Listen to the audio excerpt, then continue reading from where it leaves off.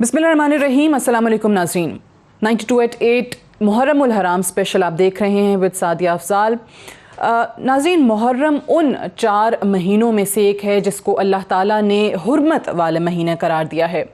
ये पहले साल का महीना हर साल जब भी आता है तो महज हमारे लिए एक पैगाम लेकर नहीं आता, बल्कि अजीम वाक़यात, अजीम दास्तानों के साथ हमारी रहनुमाई भी करता है। नबी आखिरुज़्ज़मा हज़रत मोहम्मद मुस्तफ़ा सल्लल्लाहु अलैहि वसल्लम ने अल्लाह के जिस दीन के लिए अपनी सारी ज़िंदगी जान जोखों में डाली, उसकी आबियारी की, उसको परवान चढ़ाया और फिर उसको तकमीली सूरत में बतौर अमानत अपनी उम्मत के हवाले कर दिया। फिर जब उस अमानत में ख़यानत की जाने लगी तो ऐसे में जिगर गोशाए बतूल, नवासाए रसूल, इमाम आली मकाम सैयदना हुसैन अलैहिस्सलाम ने करबला के मैदान में अपने नाना के दीन की सरबुलंदी के लिए वो अजीमुशान कुर्बानी दी, वो शहादत पेश की अपने जानिसारों के हमरा, जो हमेशा रहती दुनिया तक याद रखी जाएगी। आज हम इसी हवाले से बात भी करेंगे। हुसैनियत क्या है, फ़लसफ़ा शहादत हुसैन क्या है, यज़ीदियत और हुसैनियत में क्या फ़र्क है। आज भी हम इस माशरे में भी इतने सालों बाद भी देखते हैं कि हमारे इर्द गिर्द यज़ीदियत मुख्तलिफ़ सूरतों में मौजूद है। उससे कैसे लड़ना है, हक़ पर कायम कैसे रहते हुए डट कर बातिल से मुकाबला करना है। और आज मैं इसलिए भी ये ज़िक्र करूँगी क्योंकि मेरे पास एक बड़ा डिस्टिंग्विश्ड पैनल जो है वो ख़वातीन स्कॉलर्स का है। तो करबला के मैदान में उन अजीम बीबियों का क्या किरदार था, आज उस पर भी रोशनी डालेंगे, आज उन वाक़यात का तज़किरा भी करेंगे। मेरे साथ प्रोफेसर नुरीत फ़ातिमा मौजूद हैं, लाहौर से रिनाउंड मजहबी स्कॉलर हैं। मेरे साथ ज़हरा हैदरी मौजूद हैं, बहुत कम उम्री से हम देख रहे हैं नात ख़ानी भी कर रही हैं, नोहा ख़ानी भी कर रही हैं। आज आप दोनों हमारे साथ प्रोग्राम में मौजूद हैं, बहुत शुक्रिया। थोड़ी देर में हमें ज़किया नजफ़ी साहिबा भी ज्वाइन करेंगी। प्रोफेसर नुरीत फ़ातिमा साहिबा, आपसे मैं आगाज़ करना चाहूँगी। सबसे पहले तो जब हम इमाम हुसैन अलैहिस्सलाम की बात करते हैं तो उनका तारुफ़ और उनकी अज़मत तो ख़ुद नबी पाक सल्लल्लाहु अलैहि वसल्लम ने बयान की, ये कहकर कि हुसैन मुझसे और मैं हुसैन से हूँ। आखिर ऐसे क्या मुहर्रिकात पैदा हुए नबी पाक सल्लल्लाहु अलैहि वसल्लम के बाद कि ये वाक़या करबला जो है ये हुआ? बहुत शुक्रिया सादिया। बिस्मिल्लाहिर्रहमानिर्रहीम। अल्लाहुम्मा सल्लि अला सय्यदिना व मौलाना मुहम्मद व अला आलिहि व सहबिहि व बारिक वसल्लम। आपने अपने इब्तदाइये के अंदर ही इस नुक्ते की वजाहत कर दी कि रसूल करीम सल्लल्लाहु अलैहि वसल्लम जिस दीन को मुकम्मल करने के लिए तशरीफ़ लाए थे और ख़ातमुन नबिय्यीन बनकर आए थे, और मकारिम अखलाक को जिनको आपने मुकम्मल करके अपने आप का तारुफ़ बहसियत मुअल्लिम के करवाया। अब उसमें आप ये देखिए कि आपने शहादत की जब दुआ मांगी तो आपकी शहादत को सैयदना इमाम हसन अलैहिस्सलाम की शक्ल में शहादत ख़फ़ी, और जो सैयदना इमाम हुसैन अलैहिस्सलाम की सूरत में शहादत जहरी की एक सूरत में, इसको हम शहादत मुस्तफ़ा करीम सल्लल्लाहु अलैहि वसल्लम कहते हैं। इस शहादत पर जितने आज के दिन तक 14 सदियाँ गुजर गई हैं, जितने आंसू बहाए गए हैं और जितना इसको याद किया गया है वो एक तरफ, मगर ये देखिए कि रसूल करीम सल्लल्लाहु अलैहि वसल्लम ने अपने ही उस दीन के पैरोकारों और कलमा गो मुसलमान जो अपने आप को कहलाते थे, उनकी जफाकारियों के ऊपर सैयदना इमाम आली मकाम अलैहिस्सलाम को गोद में लेकर आंसू बहाए। तो आज 10 मुहर्रम उल हराम यौम आशूर, जो अगर हम इमेजिन करें एक दफ़ा तारीख़ में 61 हिजरी में जाएं तो हमें पता चलता है कि बज़ाहिर आपने जैसे बात की, एक तरफ हुसैनी थे और एक तरफ यजीदी थे, ये 2 किरदार हैं। और मैं ये समझती हूँ कि करबला एक पूरी दर्सगाह है, वहाँ से हमें जो किरदार अक्स होते हुए और जो ज़माने के ऊपर आज के दिन तक जिनका इंतिबाक होता है वो नज़र आते हैं। वो बुनियादी तौर पर 4 किरदार हैं। पहला किरदार हक़ का इस्तिआरा, राह अजीमत के राहियों का, सरफरोशान इस्लाम, मुजाहिदीन इस्लाम, जिन पर स्टेट की तरफ से टेररिज्म इम्पोज की गई थी, जो जंग के लिए नहीं निकले थे, जो एलाए कलिमतुल्लाह के इजहार के लिए निकले थे, जो सिर्फ और सिर्फ दीन की मिटती हुई अक़दार को, कुरान और हदीस और शरीयत के पैगाम को बचाने के लिए अमन के पैगाम्बर बनकर निकले थे। वो अज़्म और इस्तिक़ामत जो आप बयान करी वो बिल्कुल एक الگ درجے کا عزم اور استقامت اور وہ حوصلہ ہے جس کو آپ نے بیان کیا. ابھی آگے جا کے ہم مزید واقعات کو بھی میں چاہوں گی کہ آپ ان کو مزید بیلیبریٹ کریں, لیکن زہرا آپ کلام اوبیسلی اس پہ آئیں گے, لیکن میں چاہتی ہوں کہ پہلے ذرا آپ بھی اس کو اپنے الفاظ میں, کہ جب ہم کہہ رہے ہیں کہ حضرت امام حسین علیہ السلام کا تعارف, ان کی عظمت خود رسول پاک صلی اللہ علیہ وسلم نے بیان کی, پھر اس کے بعد ان کی یہ عظیم شہادت, یہ جو کربلا کی ہے, اس کو آپ کس طرح سے بیان کریں گے؟ اعوذ باللہ من الشیطان الرجیم, بسم اللہ الرحمن الرحیم.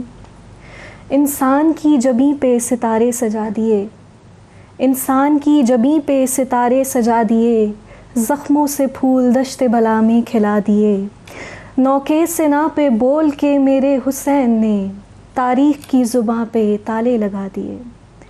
جیسا کہ آج عاشور بپا ہو چکا ہے اور میدان کربلا میں ایک جانب قوم اشقیاء ہے جو کہ ہزاروں کی تعداد میں موجود ہے, اور ایک طرف امام حسین علیہ السلام اپنے انصار کے ساتھ موجود ہیں جو کہ صرف تعداد میں 72 ہیں, اور ایک عظیم قربانی دی جاتی ہے. اور سعدیہ, اس قربانی کو عظیم قربانی کیوں کہا جاتا ہے؟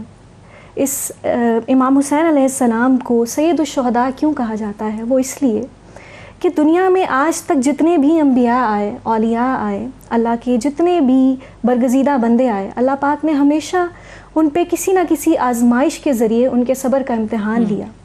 لیکن جو کیونکہ جان کی پریشانی, جان و مال کی پریشانی, اولاد کی پریشانی اور عزت و آبرو کے مسائل, اس طرح کی کئی ساری جو پریشانیاں تھیں, اللہ پاک نے اس سے اپنے برگزیدہ بندوں کو آزمایا, ان کے صبر کا امتحان لیا. لیکن وہ تمام پریشانیاں ایک اسپیسیفک ٹائم فریم میں آتی تھیں. ایک پریشانی آتی تھی, اس کے بعد پھر سے آسانی آتی تھی, پھر پریشانی آتی تھی, پھر آسانی آتی تھی. لیکن وہ تمام پریشانیاں جو ایک ہی وقت میں اگر کسی ہستی پہ آئی ہیں تو امام حسین علیہ السلام ہیں. مگر امام حسین علیہ السلام کی استقامت دیکھیے کہ وہ پھر بھی ڈٹے ہوئے ہیں, پھر بھی وہ یزیدیت کے سامنے سر نہیں جھکاتے. اور یہاں پہ ایک بہت ہی خوبصورت شعر میں ایڈ کروں گی کہ غرور ٹوٹ گیا کوئی مرتبہ نہ ملا, غرور ٹوٹ گیا کوئی مرتبہ نہ ملا, ستم کے بعد بھی کچھ حاصل جفا نہ ملا. سر حسین ملا ہے یزید کو لیکن, سر حسین ملا ہے یزید کو لیکن, شکست یہ ہے کہ پھر بھی جھکا ہوا نہ ملا. بہت خوب, بالکل صحیح, سبحان اللہ. یہ وہی ہے نا کہ فتح اور شکست کے جو معیار ہیں, جو پیمانے ہیں, وہی تبدیل ہو گئے کربلا کے میدان میں. کلام پہ میں چاہوں گی کہ ہم آئیں, پھر اس کے بعد ایک بریک کی طرف بڑھیں گے. آج بھی زینب کی آتی ہے صدا بھائی حسین, تیرا چہرہ تیری آنکھیں بھول کب پائی حسین, آج بھی زینب کی آتی ہے صدا بھائی حسین. چلتے نا کے سے گرایا خود کو جلتی ریت پر, چلتے نا کے سے گرایا خود کو جلتی ریت پر, گھٹنیوں کے بل میں تیری لاش تک آئی حسین,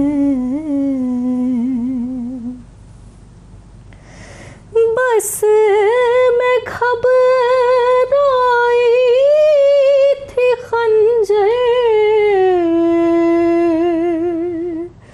تجھ پہ چلتا دیکھ کر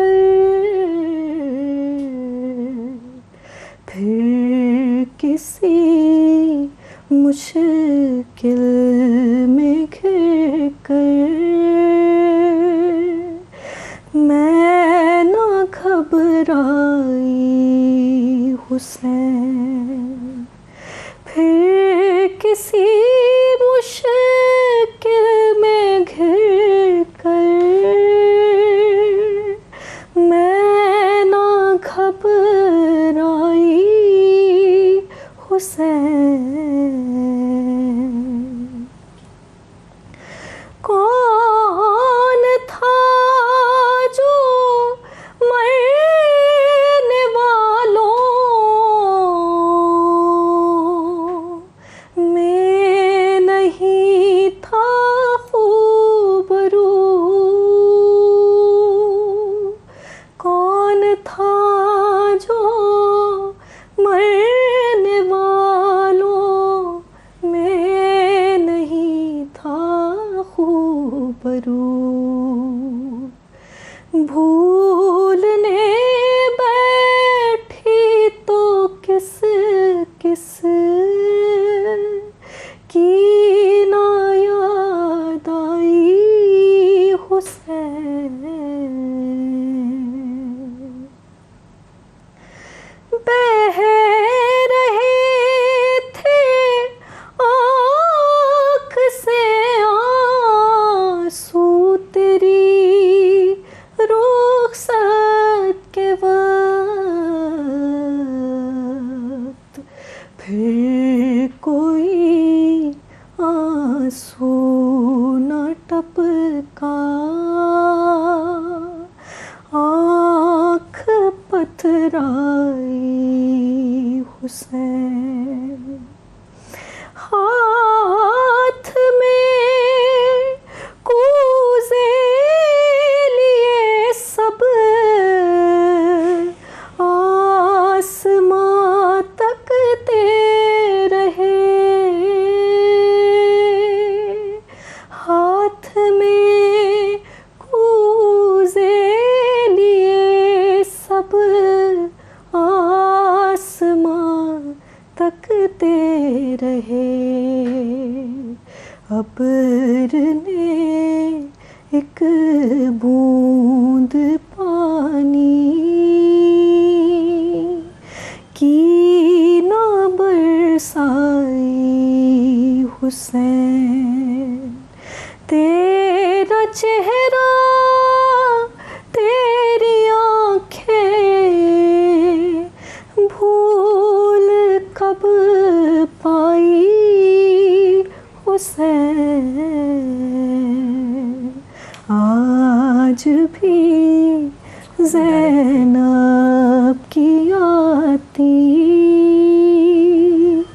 ہے صدا بھائی حسین۔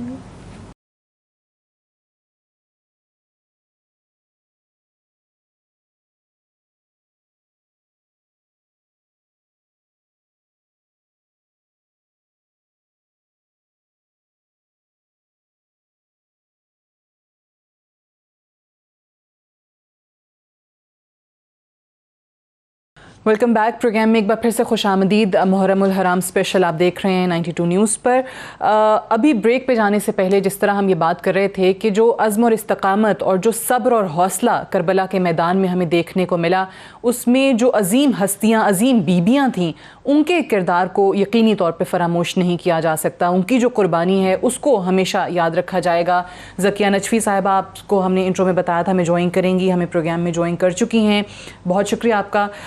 آپ سے ہم اسی حوالے سے آغاز کرتے ہیں اپنی گفتگو کا کہ ان عظیم ہستیوں کے بارے میں، ان بیبیوں کے بارے میں جو قربانی انہوں نے دی، جو حوصلہ انہوں نے مرد حضرات کا بڑھایا، اس حوالے سے کیا کہیں گے؟ بسم اللہ الرحمن الرحیم۔ کچھ بیبیاں ایسی تھیں جو کربلا میں ذاتاً خود موجود تھیں اور انہوں نے کنٹریبیوٹ کیا۔ کچھ بیبیاں ایسی تھیں جو کربلا میں نہیں تھیں لیکن انہوں نے بعد میں کچھ امام کے لیے ناصرین بھیجے ہیں، اور کچھ ایسی تھیں، تیسرا جو ایک طبقہ ہے وہ ایسا تھا کہ جو کربلا کے بعد کربلا کے مقصد کو لے کر آگے چلا ہے۔ جنہوں نے کربلا سے کربلا کے لیے مردوں کو بھیجا ہے ان میں سر فہرست ہے جناب دیلم، جن کے شوہر ہیں جناب زہیر بن قید جو عثمانی العقیدہ تھے، اور امام حسین کے ساتھ وہ سفر میں ساتھ تھے لیکن ذرا فاصلے سے پڑاؤ ڈال رہے تھے، اور امام نے جب اپنا قاصد بھیجا تو جناب زہیر بن قید نے جواب میں کہا کہ میں کیسے دوران سفر اپنے گھر والوں کو چھوڑ کر کسی اور کے ساتھ چلا جاؤں؟ تو جناب دیلم نے فرمایا کہ تمہاری غیرت کو کیسے گوارا ہے کہ نواسہ رسول موت کے سفر پر ہو، شہادت کے سفر پر ہو، اور تم اپنے گھر اور اپنی مستورات کی فکر کرو، کیا ان کے گھر میں خواتین نہیں ہیں؟ اور جناب دیلم جو ہیں وہ اسی جگہ پر پڑاؤ ڈالے انتظار میں رہیں کہ خبر شہادت آئے گی یا خبر نصرت آئے گی۔ پھر دوسری ذات ہے جناب حبیب ابن مظاہر کی زوجہ کی، جن کو خط لکھا امام نے، اور جب خط لکھا تو وہ دسترخوان پر تھے اور انہوں نے اپنی زوجہ سے سوال کیا کہ تمہارا اس کے بارے میں کیا کہنا ہے، تو انہوں نے ایسا ہی جواب دیا کہ اپنے آپ کو اس نجات کے قافلے سے جوڑ دو جو تمہیں پکار رہا ہے، ہماری فکر نہ کرو۔ تو وہ بھی جا کر ملحق ہو گئے۔ جناب وہب کلبی کی زوجہ اور ان کی والدہ ہیں جو راستے میں امام سے سفر میں ملتے ہیں، اور وہ دونوں جناب وہب کلبی کی شادی کو روز عاشورہ 17 دن ہوتے ہیں، ایک روایت ہے کہ 21واں دن تھا 10 محرم کو، لیکن سلام ہے ان کی دلہن کے حوصلے کو اور ان کی والدہ، ظاہر سی بات ہے ایک بیٹا جس کی نئی نئی خوشی دیکھی ہے اس کو قربان کرنا۔ پھر جو خواتین کربلا میں نہیں تھیں لیکن انہوں نے بھی اپنے گھر سے اپنے مردوں کو، یا یوں کہیں کہ اپنا مستقبل جو ہے وہ، جناب ام البنین جن کے 4 بیٹے تھے، جن پر نہ صرف وہ خود ناز کرتی تھیں، مدینے والے حسرت کرتے تھے کہ کاش ہماری اولادیں ایسی ہوں، ان کے 4 بیٹے اس میں، اور پھر اس کے بعد ہم دیکھتے ہیں وہ خواتین جو کربلا کے میدان میں تھیں، شب عاشور ہر خیمے میں جتنی بھی مائیں تھیں سب اپنے بچوں کو درس شہادت دے رہی تھیں۔ کوئی خاتون ایسی نہیں تھی کہ جو یہ کہہ رہی ہو کہ ہم نے کل اپنے لیے کوئی نکلنے کا راستہ تلاش کرنا یا اپنی جان کو بچانا، تو ہر کوئی استقامت، فداکاری اور صبر کا درس اپنے بچوں کو دے رہا تھا۔ صحیح۔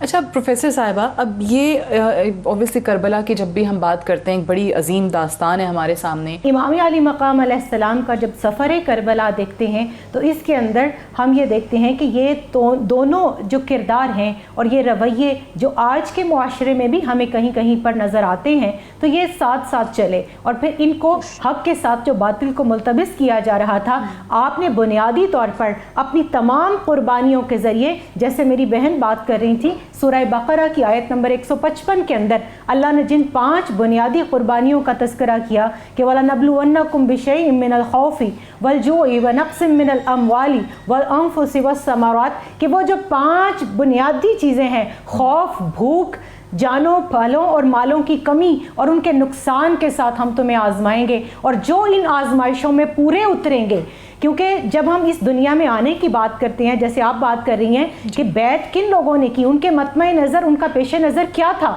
دنیاوی جاہ و حشمت۔ ان کے جو عمر بن سعد تھا وہ رے کی حکومت کے لیے، جو یزیدی فوج کے سپہ سالار اور ان کے ساتھی تھے وہ کن کے لیے؟ موصل کی حکومت کے لیے، ابن زیاد کے انعامات کے لیے، یزید نے جو ان کے لیے جو ہے وہ انعامات کا اعلان کر رکھا تھا ان سب کے لیے۔ اور اس سے پہلے چلے جائیے کوفہ کے اندر حضرت مسلم بن عقیل علیہ السلام اور ان کے دونوں شہزادوں کی شہادت کیوں جو ہے وقوع پذیر ہوئی؟ ان کے پیچھے بھی اسی دنیاوی جاہ و حشمت اور ہوس پرستی کا وہ ہمیں منظر نظر آتا ہے کہ جنہوں نے پھر تمام قرآنی آیات کو، احکامات الہیہ کو، رسول کریم صلی اللہ علیہ وسلم کی احادیث کو، سنتوں کو، صحابہ کرام کے عمل کو بالائے طاق رکھ دیا۔ اور سعدیہ یہ وہ قافلہ ہے کہ جس کے اندر صحابہ کرام رضوان اللہ علیہم اجمعین بھی موجود ہیں۔ ابھی بات ہو رہی تھی حبیب ابن مظاہر رضی اللہ تعالیٰ عنہ کی، حضرت مسلم بن اوسجہ بھی ان کے درمیان موجود ہیں۔ کوفہ کے اندر ہانی بن عروہ رضی اللہ تعالیٰ عنہ موجود ہیں۔ یہ وہ لوگ ہیں کہ جن کا اس وقت میں ساتھ کھڑے ہونا یہ ثابت کرتا ہے، اور بار بار امام علی مقام علیہ السلام فرما رہے تھے کہ اے کوفیو، اے وعدہ خلافو، کیا تم وہی نہیں جنہوں نے مجھے خط لکھ لکھ کر بلایا تھا؟ اور جو فرنٹ لائن پہ لوگ کھڑے تھے بائی نیم کال کر کر کے امام علی مقام علیہ السلام نے ان کو یاد دلایا، ان کے سامنے وہ خطوط رکھے اور ان کو کہا کہ تم نے تو کہا تھا کہ آپ آئیں اور آ کر جو ہے وہ امامت کے مسلح کو سنبھالیں، دینی اقدار مٹ رہی ہیں ان کو بچائیں، میں تمہارے بلاوے پر آیا ہوں اور تم نے بلا کر ہمارے ساتھ کیا کیا؟ اس وقت بھی امام علی مقام علیہ السلام نے اپنے جو پیغمبر امن کے نواسے تھے، جو ان کے شہزادے تھے، انہوں نے پیغام امن دیا. انہوں نے 3 آپشنز رکھی کہ اگر تو آپ مجھے یزید کے پاس لے جائیں تو میں ڈائریکٹ اس سے بات کر لیتا ہوں، دوسرا یہ ہے کہ آپ مجھے واپس جانے دیں، اور تیسرا یہ ہے کہ اگر مجھے یہ دونوں کام نہیں کرنے دیتے تو میں اپنے خانوادے کے ساتھ جو ہے وہ بارڈر کی سرحدوں کی طرف کسی علاقے میں چلا جاتا ہوں. مگر چونکہ یہ خون کے پیاسے ہو چکے تھے، انہوں نے رسول کریم صلی اللہ علیہ وسلم نے جو فرمایا تھا کہ الحسین منی وانا من الحسین، ان تمام احادیث کو، ان تمام خوشخبریوں کو بالائے طاق رکھ دیا تھا جو جنت کی بشارتیں ان کے ذریعے سے ملی تھیں کہ یہ دونوں میرے نواسے جنت کے نوجوانوں کے سردار ہیں. تو جو خانوادہ رسول صلی اللہ علیہ وسلم سے بجائے اس کے کہ وہ جو قرآن کریم کی آیہ کریمہ ہے قُلْ لَا أَسْأَلُكُمْ عَلَيْهِ أَجْرًا إِلَّا الْمَوَدَّةَ فِي الْقُرْبَى، وہ اس کا حق نبھاتے. اور حدیث پاک میں آتا ہے کہ اگر تم چاہتے ہو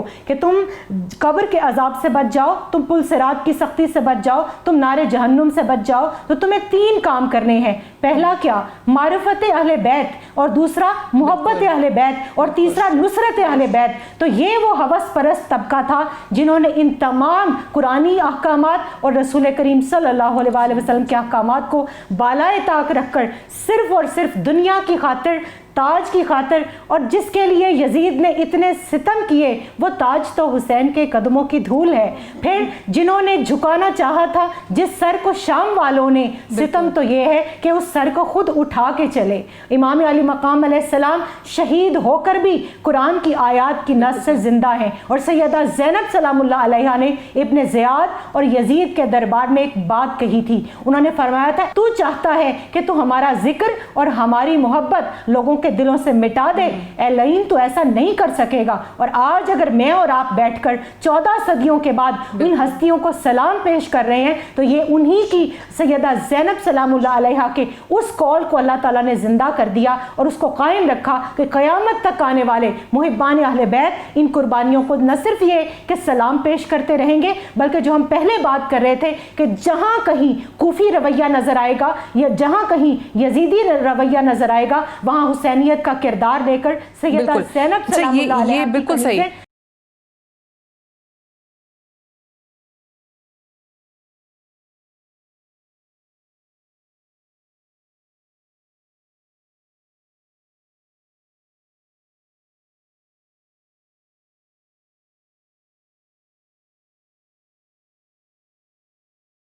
کربلا کا میدان، یہ واقعہ کربلا ایک ایسا واقعہ ہے جس نے آپ کے فتح کے اور شکست کے معیار اور پیمانے بالکل بدل دیے. بظاہر جو آپ کو لگ رہا ہے کہ جو لوگ فتح یاب ہوئے ہیں وہ ہمیشہ کے لیے مٹ گئے، ان کے نام و نشان بھی نہیں ہیں، اور جہاں شہادتیں ہوئی ہیں، جن کی قربانیاں ہیں، جو لگ رہا تھا لوگوں کو جی ہار گئے ہیں اور یزیدی فوج مذاق اڑا رہی تھی، وہ ہمیشہ کے لیے یاد رکھے جائیں گے. خدا سورہ آل عمران ارشاد ہوتا ہے کہ ان ینصرکم اللہ فلا غالب علیکم، اگر تم اللہ کی مدد کے ساتھ ہوگے تو کوئی تمہارے اوپر غلبہ حاصل نہیں کر سکتا.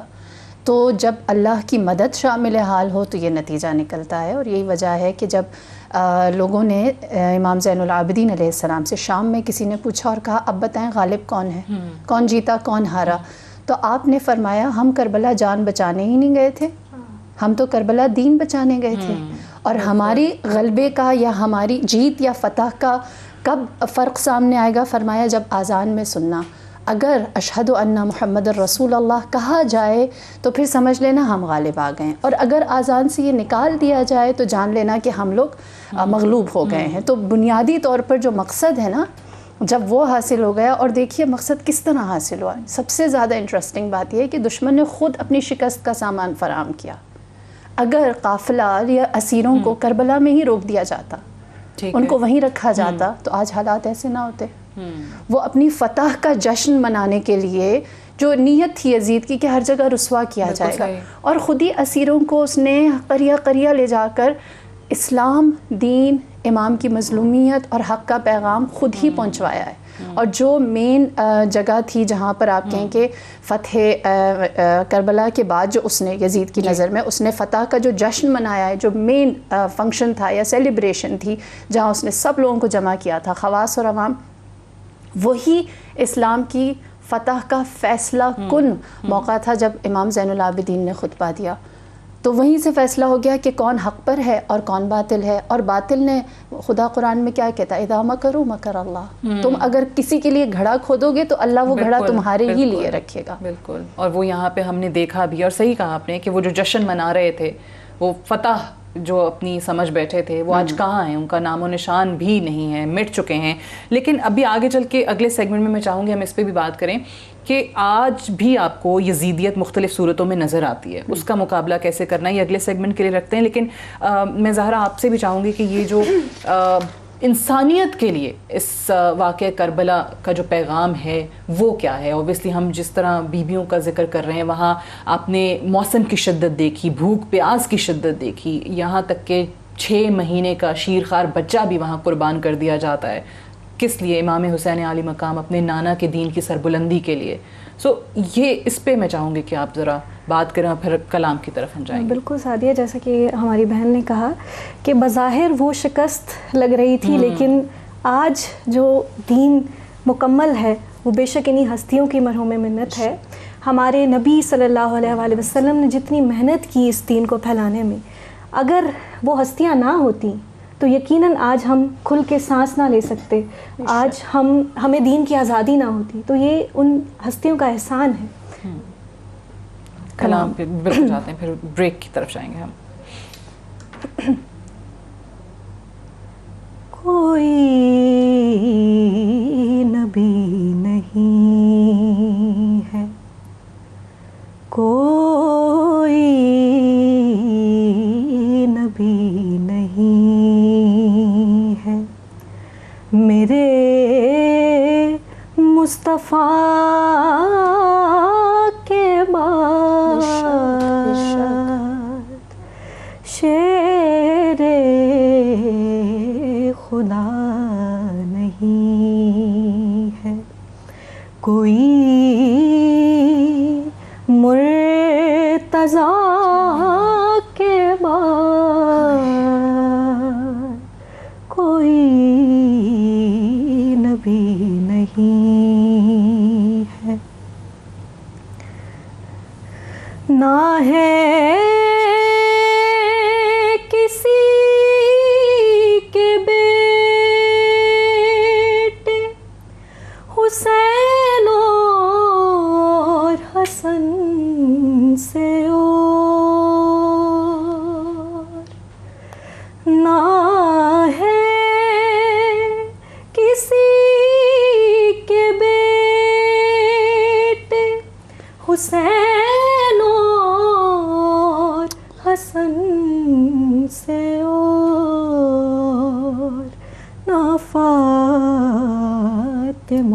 سیما ہے کوئی, فاطمہ کے بعد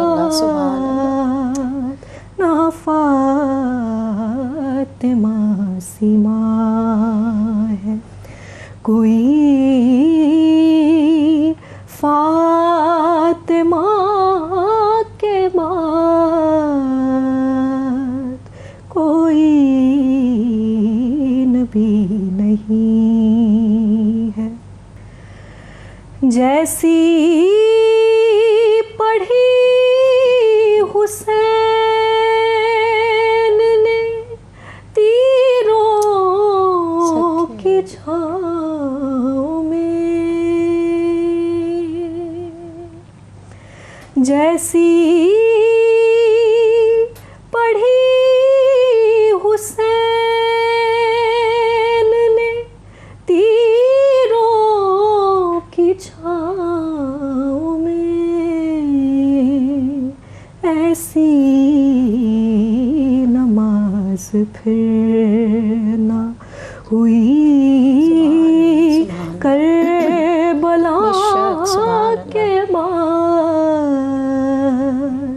کوئی نبی نہیں ہے. شبیر کہہ کے بھائی بلاتے رہے جسے, شبیر کہہ کے بھائی بلاتے رہے جسے خور اور کیا سوال کرے اس عطا کے بعد کوئی نبی نہیں ہے. دربار شام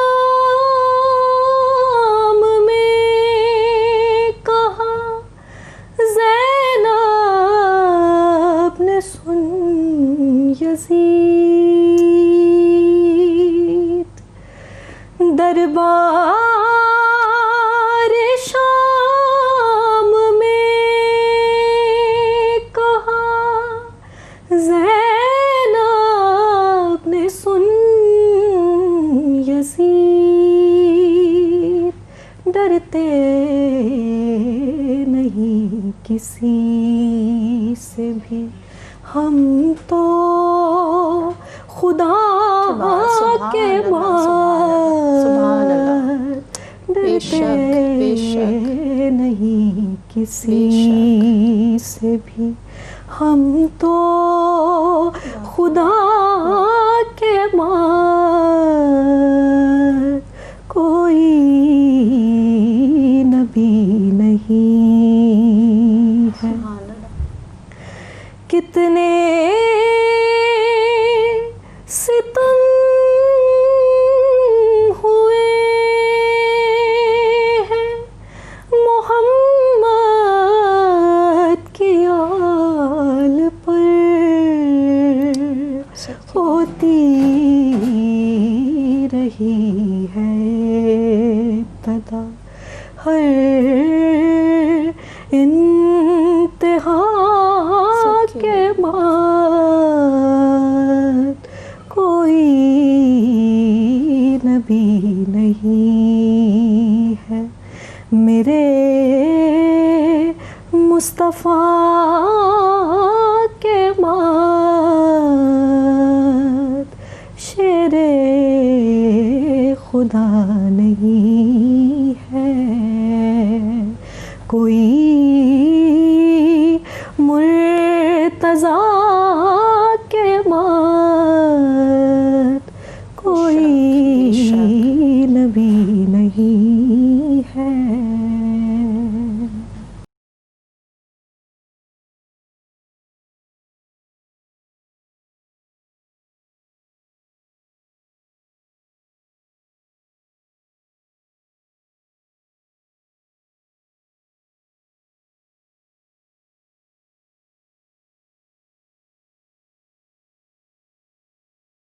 پروگرام میں ایک بار پھر سے خوش آمدید. 92@8 اسپیشل آپ دیکھ رہے ہیں. سعدیہ افضال کے ساتھ ہم بات کر رہے ہیں کربلا کے واقعے کے حوالے سے.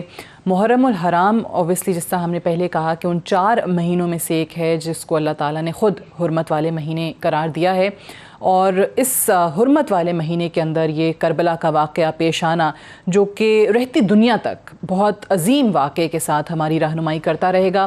پروفیسر صاحبہ، ابھی جو ہم بار بار بات کر رہے تھے کہ اوبیسلی حق جو ہے وہ حسینیت ہے، باطل یزیدیت ہے، باطل ختم ہونے کے لیے ہے، اور جس طریقے سے ہم اپنی آج کی زندگی میں بھی دیکھتے ہیں کہ کہیں نہ کہیں یزیدیت موجود ہے، اور اس کے اوپر یہ کہ کہیں پر لوگ مصلحتوں کا شکار ہو کر کمپرومائزز کر بیٹھتے ہیں. یہ آج اپنی زندگیوں سے کیسے ختم کیا جا سکتا ہے؟ اس کا واحد حل یہی ہے جو کہ آپ اور میں اس وقت سیدہ زینب سلام اللہ علیہا کی سنت میں بیٹھے ہیں کہ ان قربانیوں کو یاد کیا جائے. مکہ مکرمہ میں شیب ابی طالب میں سیدہ فاطمہ بنت اسد نے کیا تھا، اپنے جعفر اور اپنے حضرت عقیل علیہ السلام اور مولا کائنات شیر خدا کرم اللہ وجہ الکریم کو حضور علیہ السلام کے بستر پر لٹا کر جس کا آغاز سیدہ فاطمہ سلام اللہ علیہا نے کیا تھا اور جس کو معراج تک آگے سیدہ زینب سلام اللہ علیہا نے پہنچایا. سیدنا امام زین العابدین کے اس دکھ کو سمجھیں کہ آپ فرماتے ہیں دیار الوطنی ہوتی کیا ہے, جب آپ کے اپنے آپ کا ساتھ چھوڑ جائیں اس وقت غریب الوطنی کو سمجھو. اور کوفہ کسی جگہ کا نام نہیں, کوفہ ایک خاموش امت کا نام ہے. جہاں ظلم ہو رہا ہو اور اس کو دیکھ کر لوگ خاموش ہوں, وہ جگہ کوفہ ہے, وہ لوگ کوفی ہیں اور وہ رویہ کوفیانہ ہے. اور وہ جو امام علی مقام علیہ السلام نے احرام کے اندر چھپے ہوئے خنجروں کو دیکھ کر اللہ کے شاعر کو حج بیت اللہ کو بچانے کے لیے اپنے حج کے احرام کو عمرے میں بدلا. اور پھر وہ جو علامہ نے کہا تھا کہ باطل دوئی پسند ہے, حق لا شریک ہے, شرکت میان آئے, حق و باطل نہ کر قبول. اس ایک سنت پر عمل کرنے کے لیے آج کے دن میں کیا ہمیں یہ دعوت مبارزت جو کربلا سے اٹھتی ہوئی ہے وہ سنائی نہیں دیتی؟ تو ہم اگر آج اپنی زندگیوں کو دوبارہ سے اس اخلاص کی طرف لے کر جانا چاہتے ہیں, حق کو الگ کرنا چاہتے ہیں اور ایک صداقت کے راستے پر, وہ جو عزیمت کا راستہ ہے جو ہر نماز میں ہم کہتے ہیں کہ اہدنا الصراط المستقیم صراط الذین انعمت علیہم, تو قرآن میں سورہ النساء کے اندر اللہ نے کھول کے بتا دیا کہ نبوت کا سلسلہ تو میرے نبی محمد مصطفیٰ صلی اللہ علیہ وآلہ وسلم پر ختم ہو گیا, مگر یہ صدیقین ہیں, یہ شہداء ہیں, یہ صالحین ہیں, ان کے راستے پر چلو گے تو فلاح پا جاؤ گے, تو کامیاب ہو جاؤ گے. اور میں کہتی ہوں بحثیت ایک عورت کے کہ جو علامہ نے کہا تھا کہ بطول باش پنہا شو ازی اثر کہ در آغوش شبیر بگیری, کہ آج کی مسلمان عورت کو اگر اپنی گود کے اندر وقت کے شبیر کو پروان چڑھانا ہے تو اس کو سیدہ فاطمہ الزہرا سلام اللہ علیہا کے کردار میں ڈھلنا ہوگا, ان کے اسوہ کو اپنانا ہوگا, ان کی سیرت کو, اور وہ جو قربانیاں انہوں نے دی تھیں آج اسی جذبے کو اپنی اس نوجوان نسل اور اپنی امت میں پیدا کرنا ہوگا. اور ماں کی گود اس کی پہلی درسگاہ ہے, تو اپنی ماں کو آج ویجیلنٹ کرنا پڑے گا تھوڑا سا. مجھے بڑی اچھی آپ کی بات لگی کہ کوفہ ایک جگہ کا نام نہیں, کوفہ خاموش امت کا نام ہے. اور ابھی بھی اسی بات کو آگے بڑھاتے ہوئے ذکیہ صاحبہ کہ بہت ساری چیزوں پہ آپ کو خاموشی نظر آتی ہے. ہمارے پاس تو اتنی عظیم ہستیوں کی مثالیں ہیں, اس کے بعد بھی ہم کیوں نہیں اس کو اپنی زندگی میں عملی طور پہ شامل کر پاتے؟ دیکھیں جو 72 امام حسین کے ساتھ کربلا میں ملحق ہوئے ہیں نا, وہ 72 وہ تھے جنہوں نے سب کچھ چھوڑ کر امام حسین کو ترجیح دی. جیسے عبداللہ ابن حر جوفی امام کے انتہائی چاہنے والے محبین اور کلوز لوگوں میں سے تھا, لیکن جب امام نے اس سے کہا میرے ساتھ کربلا چلو تو اس کا کام تھا کہ وہ اپنے مویشی جانور جو ہے وہ رینٹ پہ دیا کرتا تھا. تو اس نے کہا میری بڑی ڈیلنگ ابھی پڑی ہوئی ہے, وہ میں ساری کروں گا, اس کے بعد میں آؤں گا, آپ میرے گھوڑے لے جائیں, آپ میرے پاس سے خیمے لے جائیں, اور میرے کچھ غلام ہیں وہ آپ کی خدمت کریں گے. امام نے فرمایا مجھے یہ نہیں چاہیے, مجھے اپنے ساتھ ناصر چاہیے. اب اس سے کیا چیز پتہ چلتی ہے کہ شمر, یزید, عمر ابن سعد, یا پھر ہم اس سے پیچھے چلے جائیں نمرود, فرعون, شداد, یہ سارے جو ہیں یہ آج کہاں ہیں؟ آج ہم انہیں کس صورت میں دیکھتے ہیں؟ ایک کردار باہر ہے جو ہم لوگ ظاہری طور پر نظر آتے ہیں, لیکن ایک ہمارا نفس ہے, ایک ہماری اپنی دنیا ہے, ایک ہماری ترجیحات. جو اپنے اندر کے نفس سے جیت گیا تھا نا, وہ امام کے ساتھ کربلا میں تھا. جس نے اپنے لیے چیزوں کو خود ہی بلیک اینڈ وائٹ کر لیا تھا, اس کے اندر اتنی سب سے بنیادی پہلی جرأت استقامت یہ تھی کہ وہ جانتا تھا کہ مجھے یہاں جا کر کھڑا ہونا ہے. اور جس کے اپنے ہی نفس کی جنگ چل رہی تھی وہ پھر پیچھے چلا گیا. تو پہلے ہمیں اپنے آپ سے یہ جنگ جیتنی ہوگی. حسینی صرف اس کیریکٹر کا یا کردار کا نام نہیں ہے جو یزید کو جو تاریخ میں تھا, یا آج جو یزید باہر نظر آتا ہے اس کے سامنے اعلان جنگ کرے یا اس کو باطل کہے. ہمارے اندر بھی تو باطل ہے, یہی اسی پہ میں اب اس باطل کو اگر آپ اس کو نہیں فتح کر سکتے تو پھر اس کے بعد تو حسینی اور یزیدی کانسیپٹ وہیں پر ہی ختم ہو جاتا ہے کہ آپ پہلے اپنے اندر اپنی ذات کے ساتھ مخلص ہو جائیں.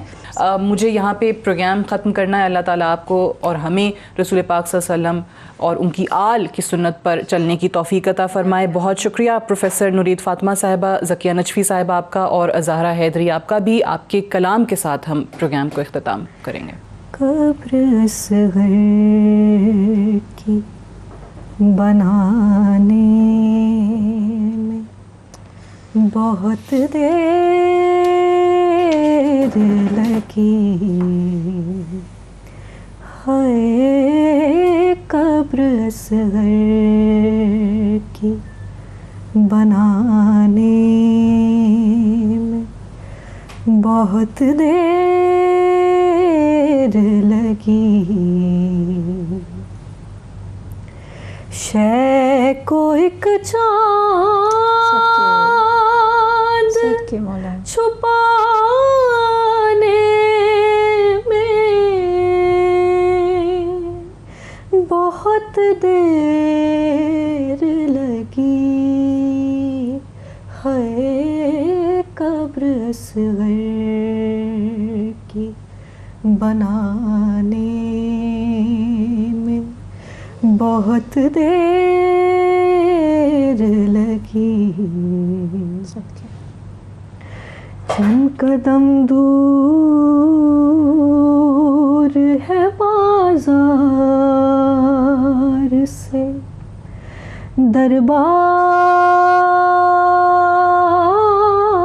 دربار مگر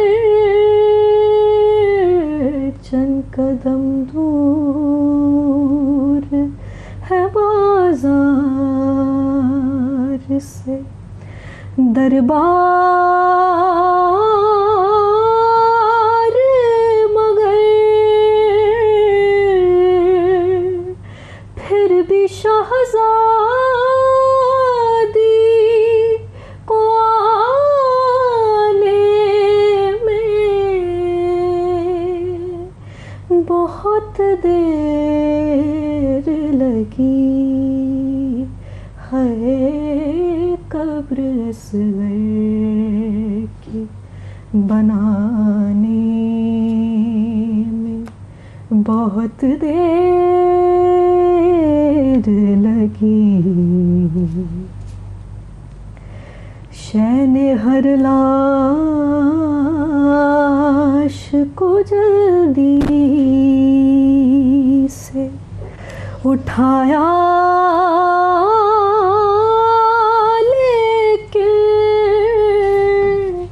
لاش اکبر کی اٹھانے میں بہت دیر لگی